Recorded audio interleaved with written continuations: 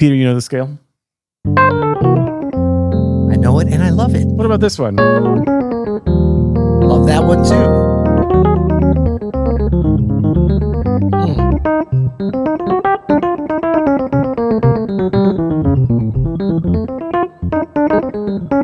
You seem to really know it.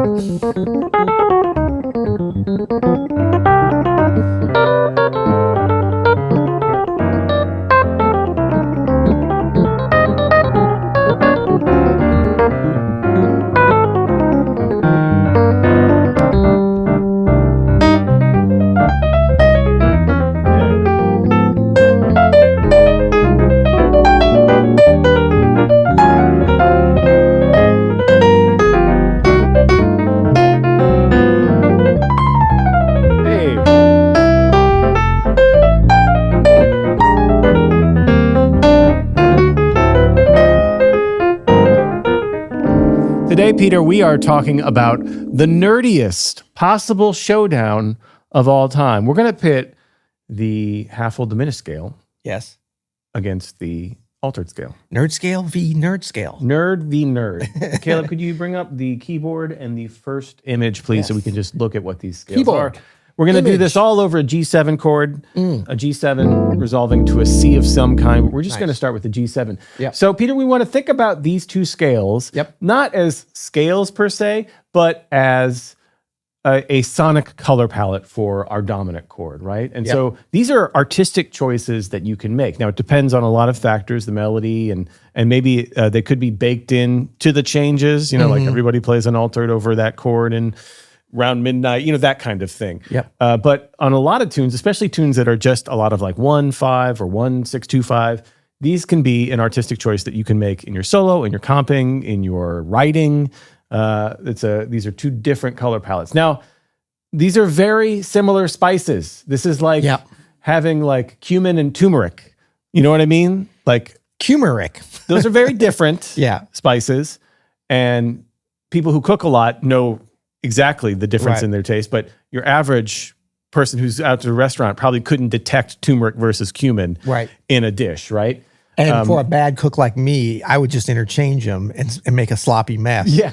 And I think that's a good thing. You could do those with these. And people do. Yeah, and people do. Yeah. But the detailed difference between these, I think, is very interesting and nuanced. Yeah, that's what we're talking about. It's a nuance here, right? The food is still spicy, but it's kind of like a different color palette for each one of those. So let's look at here our half-whole diminished. Now, this is a scale that you would typically use on like a diminished chord in diminished harmony, but it works really, really well on dominant chords because dominant chords are part of diminished family. We don't have to get into all that. But Peter, if you could just play that half-whole diminished over our G7.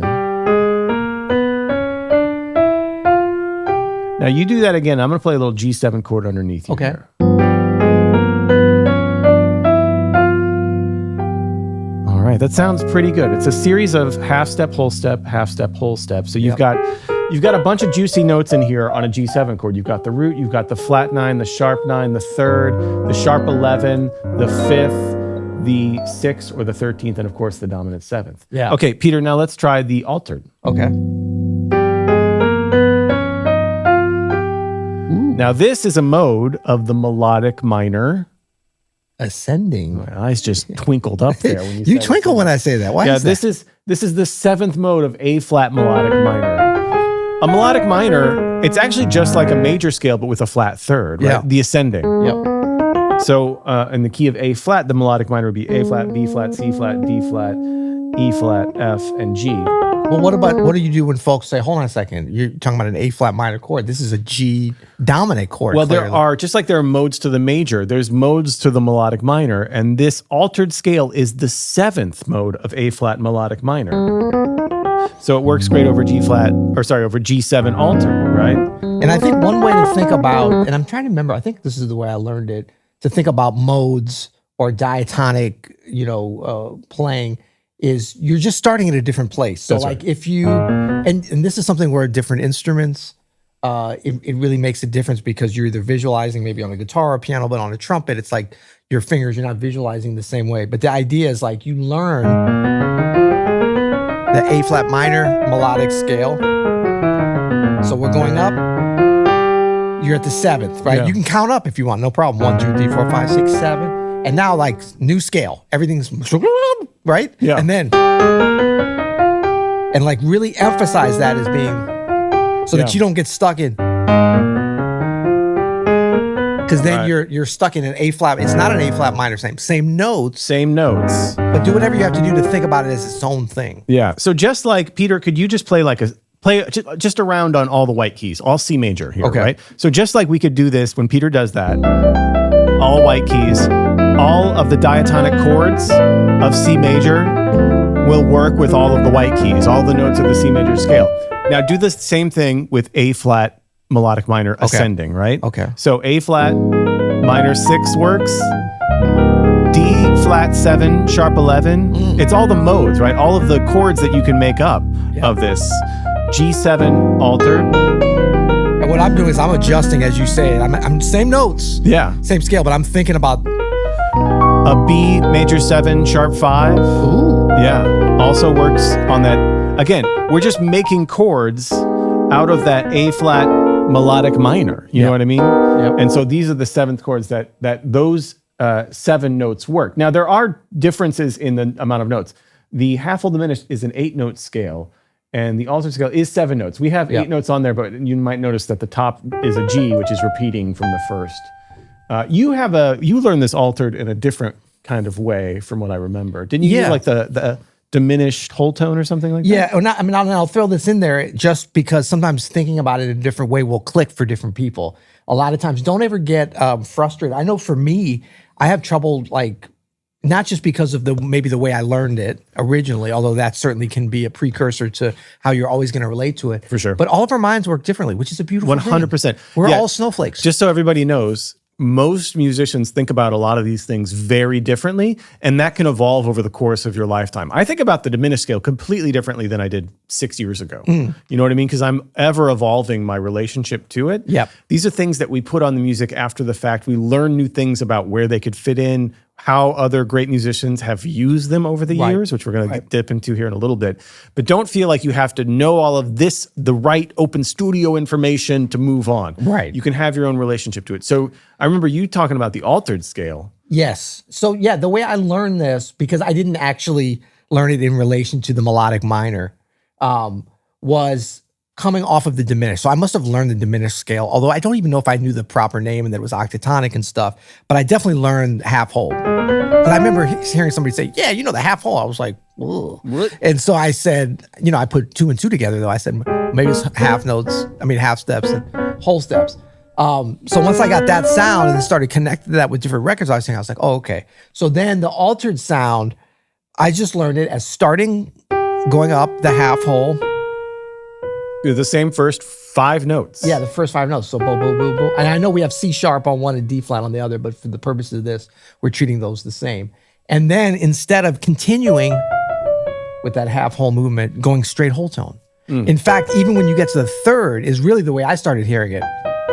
And I think that was because I heard a lot of like, yeah. So in other words, it's 8 note. It's a 7-note scale, but it's 8 notes with the octave, as you pointed out, which is the difference between the 2 scales. The diminished, which is 8 with 9 with the octave. But if you think about half and half, you've got the half whole scale. So you got half step, whole step, half step, and then once you get to the major third, you're going straight whole step. You're going home. Yeah, it's beautiful. And so there's some interesting symmetries and like things that you can play around. So like you can go back and forth once you know these from a straight whole tone to that part of the scale that's diminished. Yeah. And then you start to see like same thing, the upper half of it when you play around with verses. Like that's where it gets interesting because these are just things for you to learn. They're not things to get stuck in. Like you said, they're color palettes. But that color palette could be for 2 beats.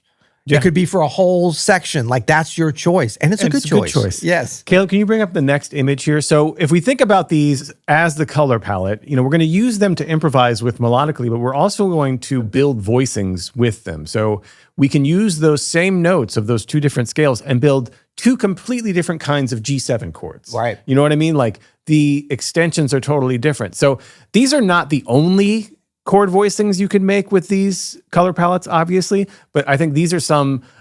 By the way, this whole video, Peter, I'm just going to be trying to key people in on the things that I think really lock these sounds in for you. So these voicings, to me, they scream, like those top voicings scream half full diminished. The bottom voicings, they scream the altered. So the first one is this very simple voicing here. We've got the root, the seventh, the major third, that natural 13, and that flat 9. It's like an E triad over our G and our F. Now this is classic, especially when we're resolving to something like a C6-9. And you can go totally. Exactly. A lot of ways. And this locks it in. So the reason why this locks it in is because this differentiates itself from the altered scale. Why? Yeah, the 13. That natural 13 can't be altered, right? Because the altered skips right over that. And would you say that in general we're already seeing that, like the diminished, the half whole diminished sound, and now the chords that come out of that are a little bit, there's tension in them, but there's not as much tension. They're because brighter. Of that 13. That natural 13 sounds more C major-ish than the E flat, which it's sounds like you're more going C to C minor-ish. major. And it's already given it That to doesn't mean that you can't use this going to a minor, as we'll see the great Herbie Hancock do here in just a second. Ooh. But you can use either one of these going to a major or a minor, even though certainly the half full diminished has more of a major flavor because of that E natural, and the altered has more of a minor, C minor flavor because of that C minor. So let's look at our second voicing here. This is a Peter Martin special ripped directly off from you, my friend. And I'd like to know where you got it. And here we have a G7. We've got the root, the 3, the 7, and we got the. It looks confusing. We got the what? I said, now that I see it, it looks confusing, but we got the in your left hand, just the root and the shell, right? The root, the 3rd, and the 7th. Right. And in the right hand, you've got the flat 9, the sharp 11, the natural 13, and why not throw a root on top? That's right. Root on top, root on bottom. Can you play that to like a C chord, Peter? Isn't that gorge? Gorge. Because it does have tension. I didn't mean to say it doesn't have. It has loads of tension. And this one's got a little more than the one before because you got the sharp 11 exactly, also. Yeah. And this one has more tension, not just because of that, but because of that. Like the intervals, it's not always just the what alterations you have to it that give it tension. It's what intervals are you introducing. Like if you go and you don't have the 3rd in there, this is like none of that other stuff. It's already got some tension because of that major 7th. So, by the way, there's a relationship here too. It's called the diminished scale. Like if you took the G off of the bottom of both those chords, those would be great like F diminished or B diminished voicings. Right. You know what I mean? Like a whole step apart. Yeah. You know what I mean? Okay, so then the second bar here of our half full diminished voicings are just some simple left-hand voicings that you can use, especially when you have a bass player. Again, we're highlighting the natural 13, right? Because that's the big difference is that natural 13. Here's one with a flat 9 in it. Here's one with that sharp 11. Here's one without a 3rd, but I love this voicing. F, A flat, C sharp, E. It's almost like a D flat major and minor chord. Yeah. All at once. Yeah, absolutely. Which is the tritone away. Yeah. I think too, when people are like, oh, I know those voicings. Let's move on. Like practice these. People always want to know about like, do you know how B7? Yeah, exactly. But it's also like listen, even though you might not ever play it just like this, that would be an interesting thing. Like to go in and out of some of those as you're improvising. Absolutely. But the thing is when you're practicing it, it's not just getting them in your hands and then of course taking it to other keys, but also hearing the difference. Like how does the tension go in and out? How much of it is there in terms of like when you line them up after each other? So, and then you try to hear that A flat. Oh, I didn't hear it correctly. And then we're gonna move up to the sharp and again, 11. All of the notes that we're seeing here in the half whole diminished voicings, these are all from that sonic color palette of that. Exactly. Boom. Yeah, boom. So Peter, why don't you play that first voicing, the G7 altered there? This is classic altered voicing. Yeah. We've got the root and the 7th on your left hand, and then the 3rd, flat 13, sharp 9. It's a big time, big kid voicing right there. Can you resolve that to a C of any kind? Yeah, beautiful. So again, it's a little darker. It's a little crunchier, the altered voicings. works beautifully. Yeah, I think you've got, like you mentioned before, you were on the minor third, which is going to go up to the major third, maybe down to the second. But you also go, which is like leading, like some tension going to the leading tone. And then I've got a little variation on that here. There's only one note difference. We're just going to put the third in our left hand if you can reach it, and put a big E flat triad on the top. It's just a little crunchier version of the same voicing. It's not much difference. And you could also, which we'll talk about in a minute, you can move that E flat down to D flat triad and go between those two like this. I got it. Oh, yeah. You know what I mean? That's great. So if you have that root 7th and 3rd in your left hand, if you're able to grab that 10th, you can move around with the triad pairs, which we're going to talk about next. And you can go to different inversions too. Totally. That's all legal. And then we have our left hand voicings here, the 7th, 3rd, and E flat are flat 13. Again, notice the difference here, right? That E flat is that big indicator, hey, we're in altered territory here. Here's the flat 9. Here's a voicing I love, little inner urge voicing. We got just the root, the 3rd, the sharp 11. This could work actually for either of those, but I like that for this. And then this is a little high for this voicing. It's good though, yeah. E flat, yeah. So you got B, E flat, F, and B flat. This would work. Charlie's Angel. Going If we were to do like a C7 altered, it's more of the range there. But that's a classic shape. That's when you're going to want to know in both hands in all keys. Totally. Because this one's super effective. I like it up there actually. Yeah. Where you have it. No, it's good. If you're especially if you're way up high, that's too low, an octave below. Yep. But these ones are very effective for like. A little chromatic movement, little planing. But you want to know, you want to get these in both hands so you can do. Absolutely. Yeah, you can use all of the voicing shapes too as melodic material for sure. Yeah. Caleb, can we do this last? Do one more slide here, and then we'll listen to some music with some examples of this.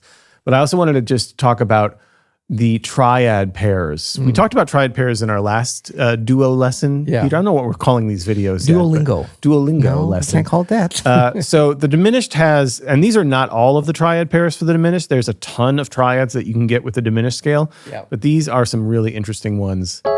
Going from our minor shape, this is a little like C sharp minor, to G major, B flat minor, E major, G minor. And just tell the good folks out here in case, because I didn't used to know this. I actually kind of did know what it sounded like and used it, but what does that mean, triad pairs? Well, we're just pairing up two triads and moving them down in minor thirds. This is really more like triad sextuplets or something, sextins, sexi. Well, but you are still thinking about these two at a time. I'm thinking two at a time. Yeah. I do this, and then I take it down to minor So third. the triad pairs are D flat minor and G major. Yeah. Right. I guess triad ox. There's 8 of them, and they're all grouped together. Minor. So these are all the triads there's not even all the triads. You could actually flip major and minor for all of these, and then there's all the different inversions that you can do with all these. But C sharp, major and minor, G major and minor, B flat major and minor, E major and minor. Yep. Those are the triads that you're really going to lean into. And so this is such a good thing to know how to do, which we have an etude for more on this later. But you actually hear a lot of like mid-century pop composers using this sound in string arrangements. Right. Nelson Riddle loves this. Yep. You know what I mean? Like to go over a dominant chord. Stan Kenton loved that kind of sound. I mean, the built-in voice leading is usually like it's built in. Yeah. Yeah, it's right there. You're basically just going down that scale if you look at that. Right? Yep. The altered, we're going to use more of a traditional triad pair situation. We're going to use a triad. We already kind of hinted at this, E flat and D flat. Yep. Very Bill Evans-ish kind of sound. Hank Jones-ish kind of sound. Beautiful sound. And for pianists and Ravel-ish sound. Yeah, definitely. Or if you're an instrumentalist or singer or whatever, learn just some basic piano so you can do this, because these are they're great to look at on the page. Yeah. But they're great to look at on the keyboard. So like when I'm looking at these, I'm thinking of like where is the next place I need to go within that pair? So I know I'm going to go E flat, D flat, E flat, D flat, E flat. But once you learn these, you don't have to think about like, oh wait, where's the voicing? Is the second inversion, is the first? And you don't have to think about any of that. You're just thinking you're going back and forth. And you don't even have to always go back. Like you could actually do 2 of each or something later on. Absolutely. But for the beginning, like the symmetry, you almost want to be able to play this before you understand it a little bit if possible. So you don't need to understand it other than these are the triads you can use. Right. Oh, for this G7 to get an altered sound. And again, yeah, melodically they work, which we have an etude for. We got an etude for that as well. Right. It's like we're going to fix that for for you. We're going to fix that All right, for you. let's listen to some examples. Ooh. Peter, could you pull up that Eye of the Hurricane from our course Language of the Masters, available at openstudiojazz.com. Become a member today and you can see all of our Language of the Masters courses where you have the transcription and Peter and I break down. This is some great solos from the world's greatest pianists. This is from Herbie Hancock's Eye of the Hurricane. You want to start on the solo? Yeah, let's start right on the solo. Herbie, I don't know if you know this. Herbie is a fan of the half-whole diminished scale. Herbie has mastered it. He will put it all anywhere. 3 of them he's mastered. Yeah, he really loves it. And we're going to see some examples of that here. Peter, if you could play this.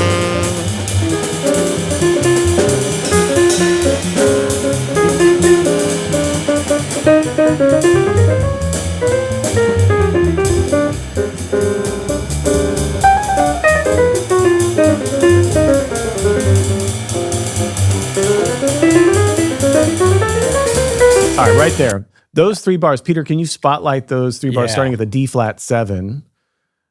All the way to here, or you want 4? You can go all 4 if you want, so we can hear him finish the phrase. So if we look at our D flat 7, right, Herbie's going to play.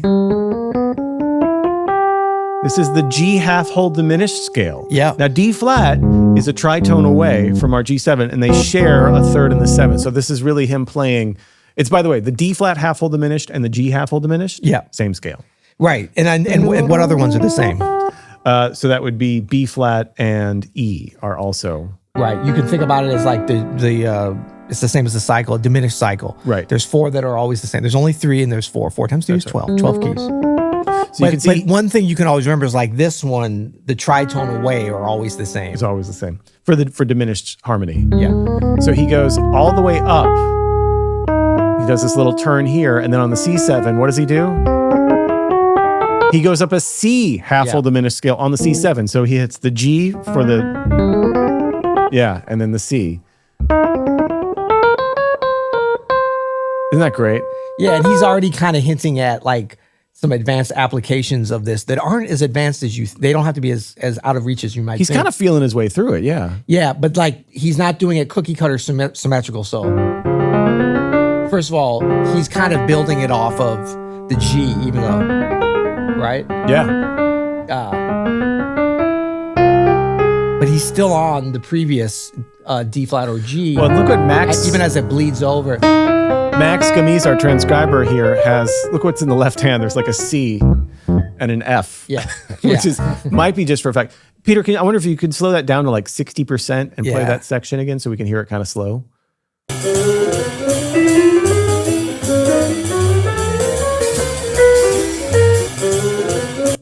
Yes, man, so good. So he's got that. The Yeah. Yeah. I know that's not part of the lesson, but I like that part too. So this is Herbie using the diminished scale to great effect. And he does it a couple times later in this solo too. Yeah. Peter, I wonder if you could bring up that Kenny Kirkland on Solar so that we can hear an example of a master dealing with the altered scale. Because we see it and then we hear it. And that's our good friend Rick. I think this is slowed down a little bit.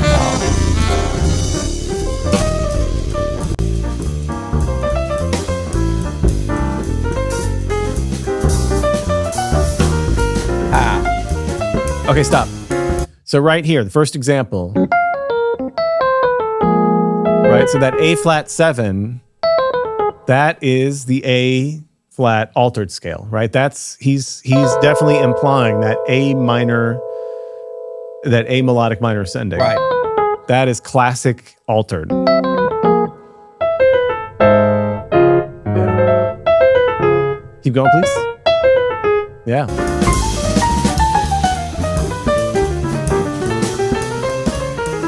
There you go. And there's another one there on the C7, right? Yeah. So that's all altered, right? That's all altered. Yep. And some of these you start to kind of notice because like, what are they skipping in it? Yeah. So he's coming right, of course, hip rhythm, great swing. He's skipping over the F sharp. Yeah, but this is a classic altered line here, starting on the sharp 9. Yep. Yep. Or Yeah. kind of variation. So we've already seen a couple examples, great examples. Yeah.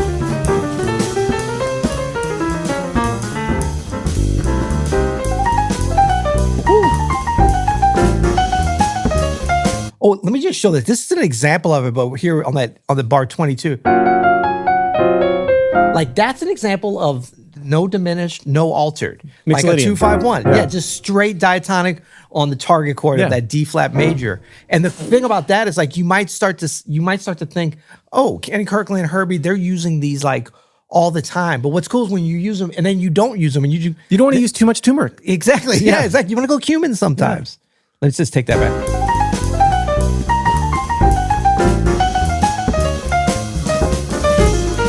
Because then he kind of jumps back on it. Totally.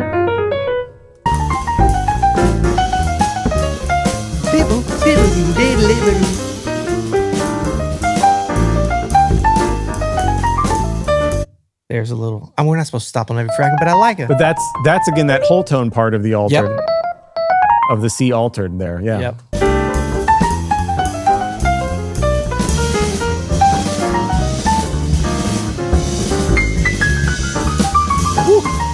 How good is that? This B flat 7, right? He goes right up it, right, and then and he's coming off of like very diatonic, like F major, and then minor, like the timing of when you start to throw these in. There's no rules for it. There's the affectation it has on the music. That's so cool when you slip in and out of this stuff.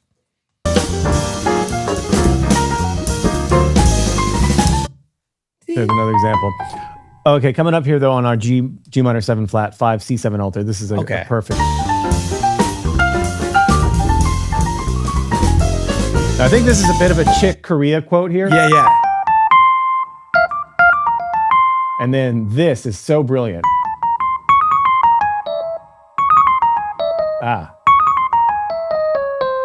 Again, this is sort of the hexatonic altered, right? Yep. That's a classic example. And then the same thing like we saw in the Herbie, waiting to resolve into the third beat. And this is nice. The transcriber has even pushed that F major, but that's normally at the beginning of bar 53. So normally the F major would be right on that 50th bar 53, but Kenny has delayed it. So this is an example of someone using the altered scale to great effect all over the place here on Solar. Yeah. Super fun. Okay, let's bring up, Caleb, could we bring up our next image and we can talk a little bit about how you might practice these things, Peter. Yes. If you're just starting with these two scales and you're confused, you can get these two sounds in your hands. We're going to do You it. shouldn't just play along with Kenny Kirkland when you're trying to do this? We're going to do the first time? You can, and that actually could be the steep path to climb, but you get there fast. So here we have our half full diminished. We're going to do just an ascending scale.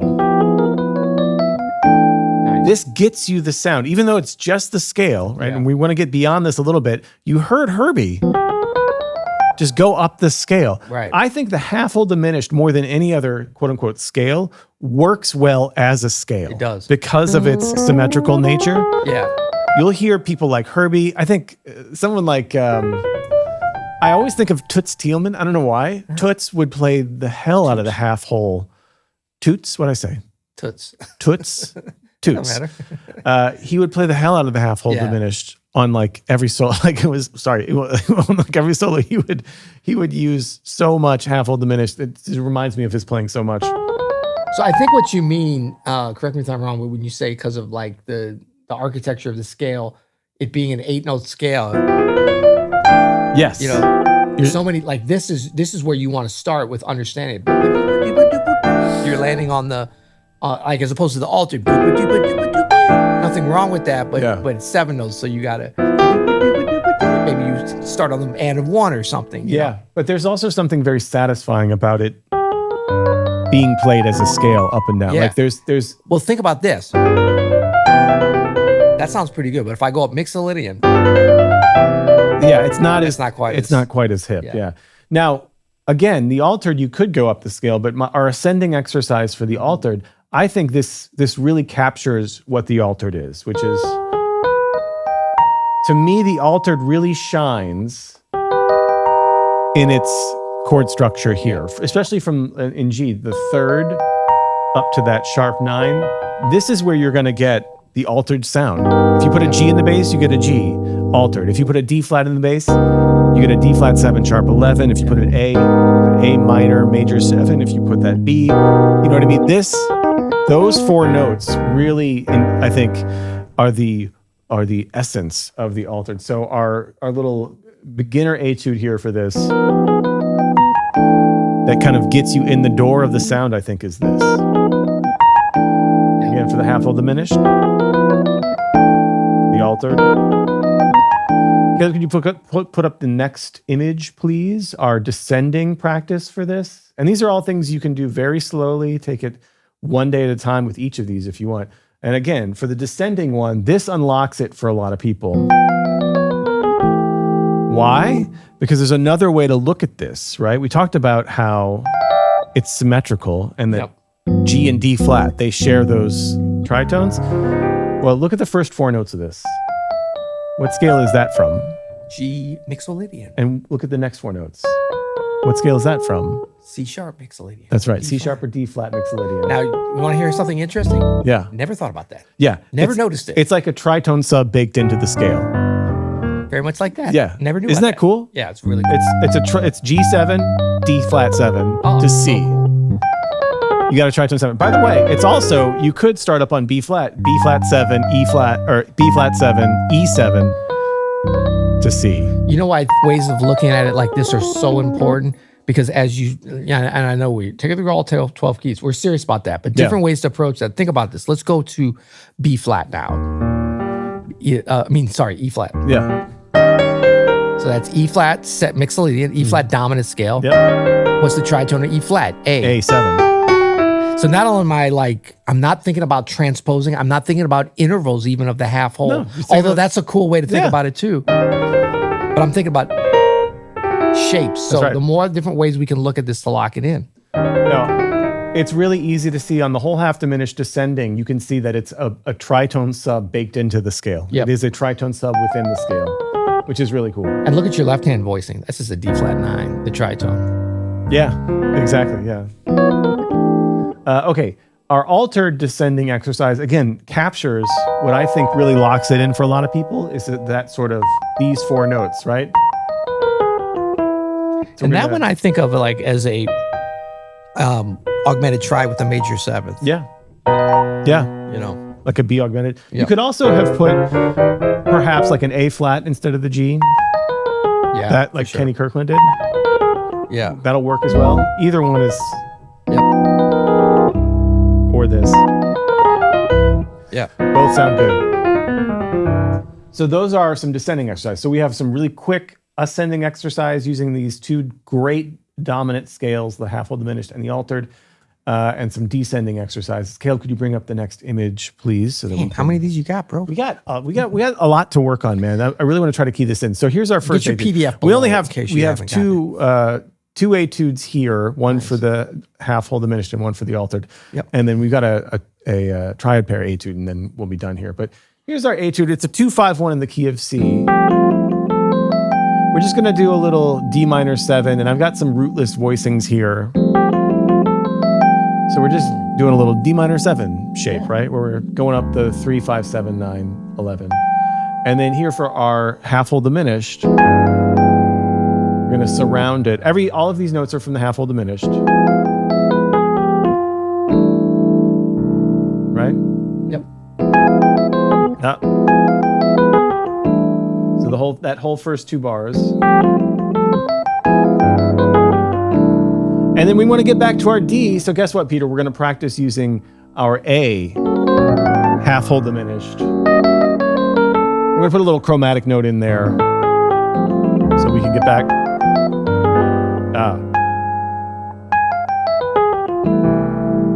So let's try this. 1, 2. You give me bass line. 3 and.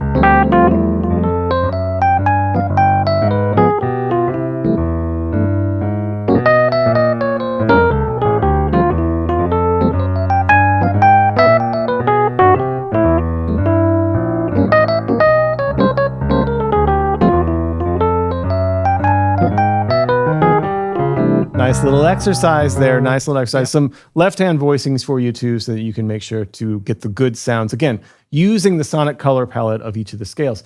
Our altered etude, it's another little D minor something. Again, highlighting that.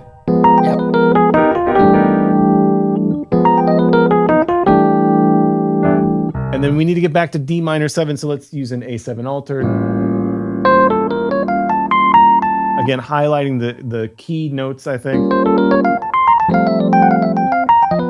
Look what you got inlaid there in that A7 altered. Right? The what? What you have inlaid there. That's the... Yeah. Isn't it? Sorry, at the C sharp, you've got that augmented triad with the major 7. Again, those key notes here. Yeah. You can, and when you find those shapes, and obviously we're telling you that's an important one, right? Like, as part of your practice, just kind of stop, especially when you need to sort of just decompress from this a little bit. Like maybe you're looking at the PDF and you're practicing this, and just take that shape, because you start to recognize, maybe you like the way it sounds, maybe you understand why it's important in these lines, but just take that through all 12 keys, or maybe 4 keys, whatever you're comfortable with. You know, as a chord.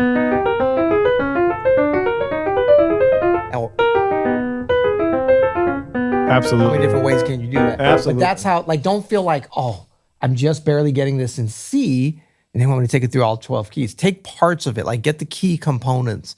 And then it's a great way to kind of start to train your ears and your mind separate from just this specific line. You're getting those key components and pulling them out a little bit.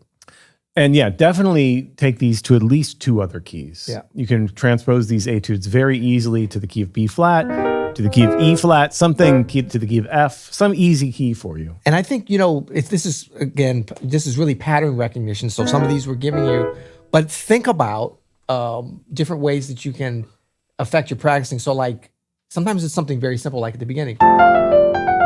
So what's that pattern you see in there? Minor triad maybe? Or 5, 3, 2, 1, 5, 3, 2, 1. Like that's something that you can take through different keys. Like being able to play stuff in different keys and to be able to have that ability is not just about transposing. It's about pattern recognition and starting to piecing those things together.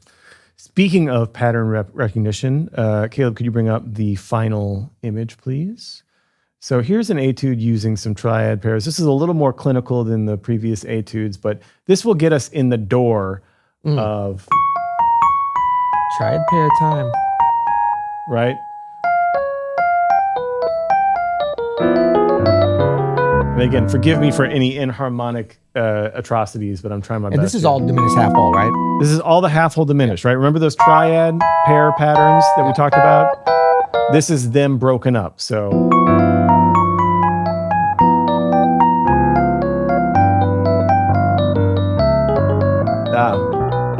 One more time. 1, 2, 3, and...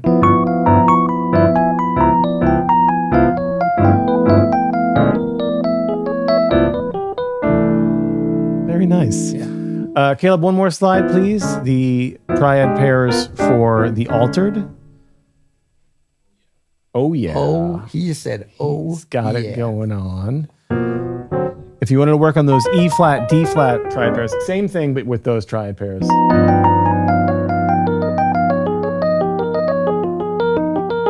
And again, this is just... These are some of the few ones in terms of like the altered compared to the diminished that I find a little bit easier to grasp at the beginning. Totally. You know, 100%. the triad pairs. The triad pairs, yeah. Yeah, no, the diminished triad pairs are tough to get a handle on. They're really cool. They're very cool, but they take a lot of work. These are easier because you just think in E flat, D flat. And they're all majors. Yeah. That's try to it. play it correctly. You got it. Play it correctly. That's not correctly. So Oh, it's not? I said, let's try. Oh, sorry, guys. Really? You gonna let me get all the way down before but no, that's the thing here is you can take those triads and put them in any four note. Play the way Adam said to play. You can do it. That wasn't right either. I know. Why you get to do it wrong? I don't get to do it wrong. You can go, but that's what I'm saying. You could take the triads and practice doing them in different directions. Yeah. So let me try it correctly though.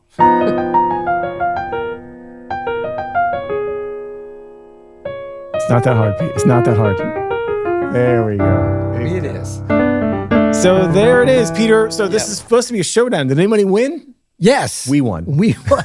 The student wins. The student wins. No, if you can get these two sounds, and then like I think we alluded to at the beginning, the fun is a little bit later on when you use them both. When you're using them both interchangeably. Yeah, because there's really no rules on these. No. And what's fun is like the subtle differences between how they affect the tension on usually dominant chords primarily is really interesting. Yeah. Cool. Well, that's all we got. Thank you, everybody. Holla. Peace. Happy practicing. Peace and piano.